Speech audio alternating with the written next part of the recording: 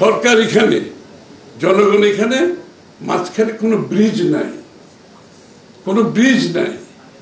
সে কারণে কি হচ্ছে দেশে? পুলিশের কাজ করতে পারছে না, সরকারি কর্মকর্তারা কাজ করতে পারতেছে না, আইন শৃঙ্খলা নাই, ব্যবসা বাণিজ্য নাই, যে ব্যবসার কথা বলে গেলেন উনি, দেশে কোনো ব্যবসা বাণিজ্য নাই, মিল ফ্যাক্টরি নতুন বিনিয়োগ হচ্ছে না। কারণ করবে না তো, এটা তো সম্ভব না।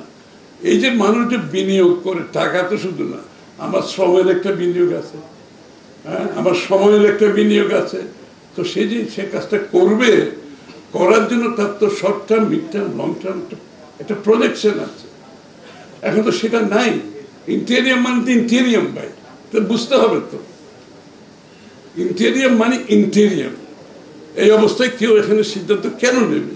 এই যে একটা সামিট হলো ওই দিন, আমি উপস্থিত সামিটে, এবং ওই সামিটে একটা বিনিয়োগ আসেনি, আসবে না তো। অনেকে যারা উপস্থিত হয়েছে বেশিরভাগ বর্তমান যারা বিনিয়োগকারী তারাই গেছে ওখানে, আমি তো সবাই দিচ্ছি কি, তারাই গেছে, নতুন কোনো বিনিয়োগ হয়। কিন্তু যেই মুহূর্তে নির্বাচনের ঘোষণা এসছে, এখন কিন্তু নড়াচড়া আরম্ভ হয়েছে।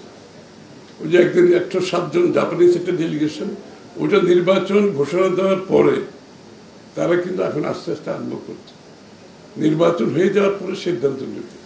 তারা কিন্তু অবজারভেশনে আসছে, দেখছে, ব্যবসায়ীরা প্রস্তুতি নিচ্ছে নির্বাচন উত্তর পরবর্তীতে বিনিয়োগ করবে। এই যে বাংলাদেশ, এই যে এত বছর, 14, 15, 16 বছরে যে একটা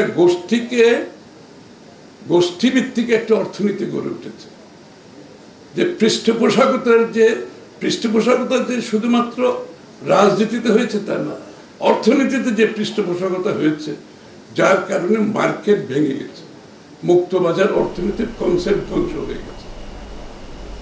এই জন্য বিএনপির একটা বড় স্লোগান কি জানেন? Democratisation of economy.